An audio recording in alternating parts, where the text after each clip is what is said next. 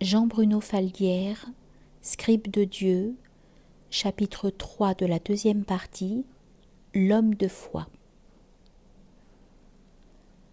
Au cours d'une invocation matinale, la voix du cœur m'a soufflé ceci. Dieu te donne tout ce que tu veux, pourvu que ce que tu veuilles te rapproche de lui. Ils sont plusieurs dizaines, peut-être des centaines, des milliers à travers le monde à prier. Pourtant, ils sont un seul et même être sous une multitude de formes. Apparemment différents, ils sont un seul et même être humain qui prie et se souvient. Cet être se souvient d'où il vient et ce qu'il porte de plus précieux au cœur de son cœur, le souffle de son père, la douceur chaude de sa mère. Et ils sont un seul et même qui prie. Lorsque j'entends chanter le rossignol dans mon jardin, j'ai envie d'être son ami et qu'il soit mon ami. Lorsque j'entends le rossignol chanter dans le jardin d'un autre, je suis heureux que mon ami soit là et d'être son ami. Où que j'entende le rossignol chanter, je suis son ami et souhaite être le sien.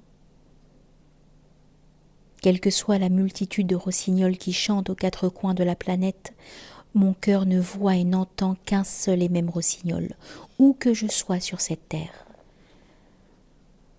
Un matin, alors qu'une prière humidifiait lentement mon cœur, le visage de la peur est passé dans une pensée fugace. J'ai vu la peur répandue sur le monde, et la voix de Sidi Hamza m'a dit au-dedans de moi « Sans l'amour, une créature humaine est un réceptacle vide, un conglomérat biologique, une tentative avortée de la vie, l'occasion manquée du rendez-vous divin. Dans ce réceptacle vide ne règne que la peur. L'amour est l'antidote de la peur. » Cette dernière phrase s'est imprimée en moi, porteuse d'un souffle de certitude inébranlable. Je me suis remémoré notre pacte et j'ai compris qu'en moi, je veux dire, au centre de mon cœur, le doute était vaincu. Je ne me fais pour autant qu'une illusion sur le pouvoir de nuisance de mon ego. Je crois à ce jour que la plus grande force de l'ego, c'est que nous le sous-estimons. Mais nous sous-estimons aussi l'intense fermentation du fumier des blessures narcissiques, vexation, humiliation, dévalorisation, qui sont comme des lacérations du cœur et qui servent de carburant à l'ego. Les blessures narcissiques sont le méthane de l'ego, et lui, un brûleur de gaz produit par le fumier de ces blessures. Nos affects sont redoutables. Avant d'être malades dans leur tête, les humains sont malades dans leur cœur. Leur tête est malade de la maladie de leur cœur. Durant des années, plus j'avançais sur mon chemin spirituel, plus je faisais grand cas de l'ego. Il était devenu mon principal, mon plus terrible ennemi. Il devint une obsession au point que j'ai fini par vivre dans une détestation chronique de moi-même. Un jour, je me suis oubliée dans une méditation. Je veux dire que j'ai comme perdu conscience d'être là, parfaitement seule face au spectacle d'une cascade au milieu d'un paysage grandiose. Le son de la cascade lui-même s'est peu à peu estompé jusqu'à disparaître. Ma prière du moment fut sans doute entendue. Je ne supportais plus ce que je jugeais provenir de mon ego, ce que je stigmatisais en moi, cette espèce de crucifixion de ce que j'appelais ma personnalité. Tout cela m'est apparu soudain à la fois injuste et profondément infantile. La voix intérieure me disait « Les cailloux ont-ils un ego? Les arbres ont-ils un ego? Les chats ou les poissons ont-ils un ego? Non, seuls les humains sont dotés d'un ego. » J'ai enfin compris que l'ego en l'humain procède d'une volonté divine. Je me suis demandé, est-il si difficile de connaître ses mécanismes, ses fonctionnements, ses ruses, son avidité, ses stratégies, ses talents d'illusionniste? Non. L'observateur attentif en moi ne demande qu'à être éduqué, entraîné à devenir vigilant. Avec l'ego, le plus dur, ne serait-il pas d'y renoncer? Et si tout simplement, sans le perdre de vue, je me détournais de lui? C'est à ce moment-là que j'ai su qu'il me fallait découvrir un autre pôle d'attraction, suffisamment puissant pour motiver le choix d'une autre voie d'engagement. La seule voie que je connaissais, était la voie aimante de l'invocation de Dieu. Mais j'étais trop faible, trop seule.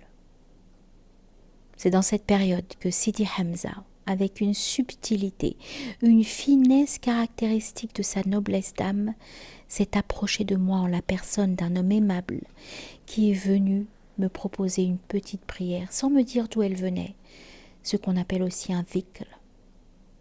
Je n'ai posé aucune question. J'ai prié. Je n'ai pas réalisé tout de suite. Je sais juste que ma détermination de serviteur et d'amoureux de Dieu est devenue inébranlable.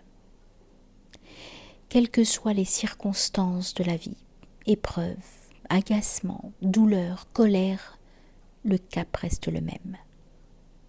À ce point de ma vie s'est imposée à moi cette douce évidence. La liberté n'est pas d'avoir à se libérer de quoi que ce soit. La liberté est de n'avoir à se libérer de rien.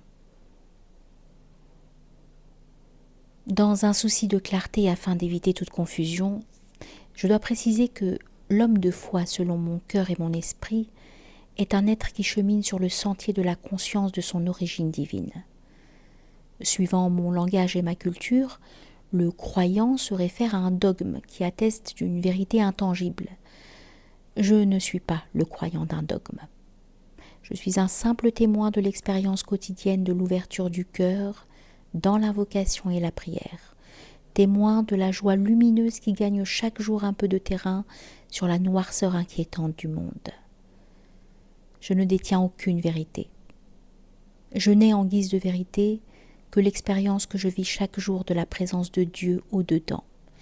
C'est différent d'un jour à l'autre. La vérité de la veille est parfois effacée par celle du lendemain. Cette perception se manifeste par la présence de mon maître vers lequel je suis sans cesse orientée. La voix que représente Sidi Hamza est universelle, il le dit lui-même. L'universalité tend vers un des secrets de la réalité de Dieu pour l'initié, qui y voit enfin avec les yeux du cœur, l'unicité. Je ne saurais parler de l'unicité, et je ne me sens aucunement autorisée à le faire. Un grand maître soufi, Ibn Arabi, l'évoque dans un petit livre qui s'intitule « Le traité de l'unité ».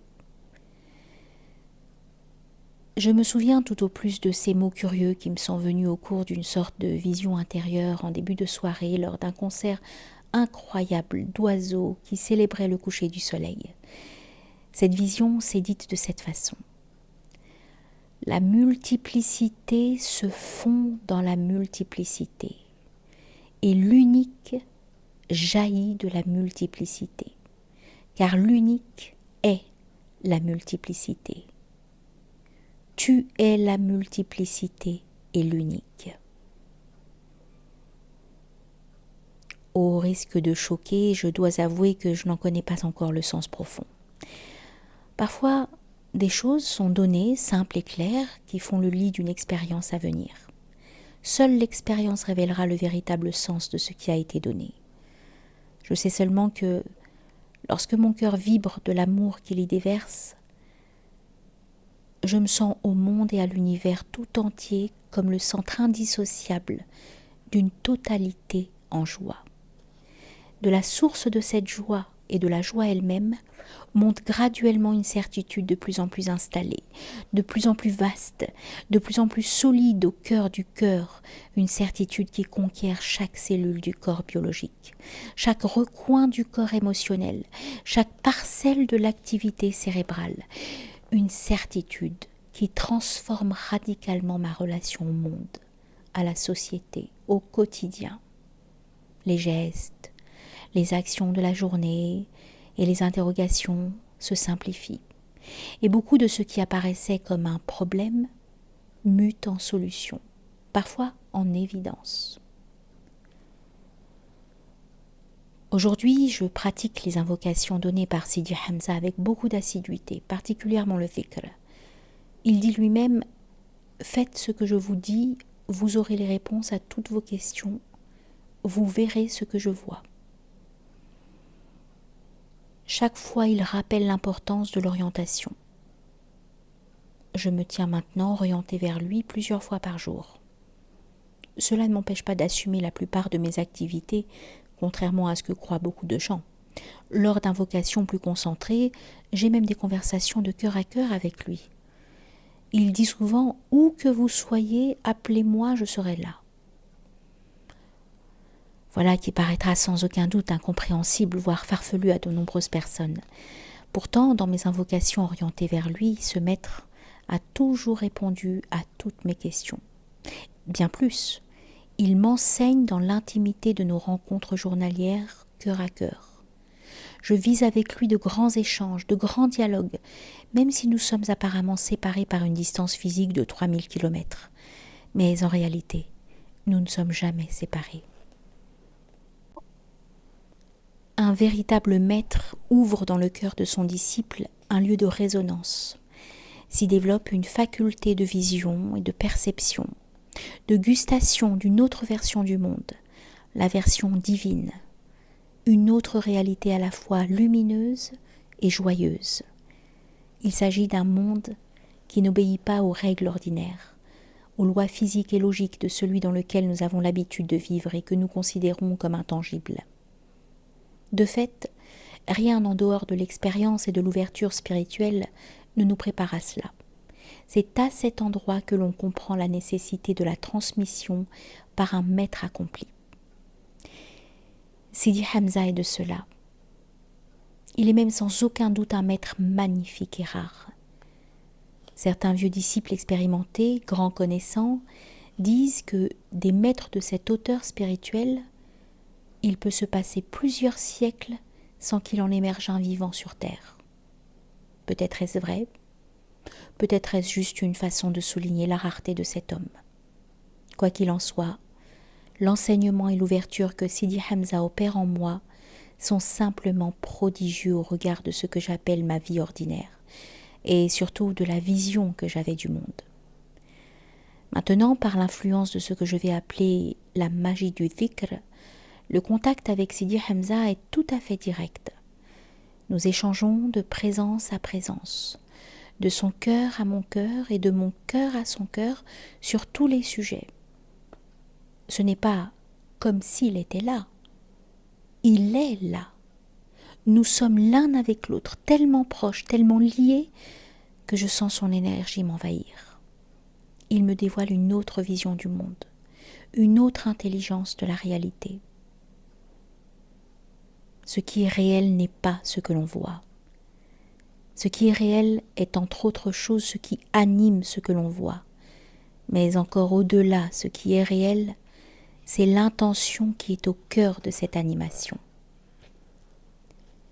Sidi Hamza me montre que la musique de Dieu est une œuvre de magnificence, qui délecte le cœur du disciple ouvert à l'émerveillement.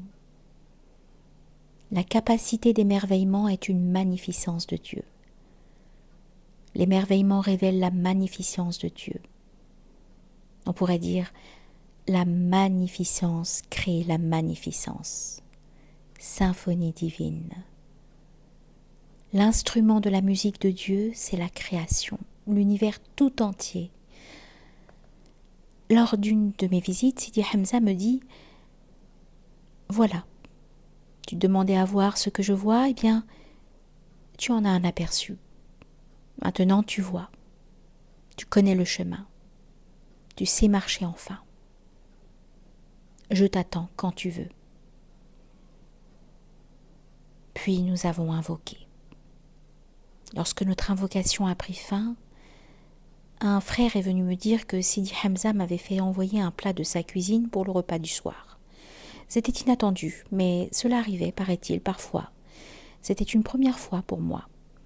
Ce plat, fruit d'une préparation particulière, contenait, disait-on, le secret spirituel de la tariqa. je ne m'étendrai pas sur ce sujet. Je témoigne seulement ici du fait que chaque bouchée n'était pas seulement un plaisir de bouche, mais aussi et surtout un ravissement du cœur. Ce mystère ne peut être dévoilé. Il peut être vécu par l'initié, encore faut-il que le mystère le veuille.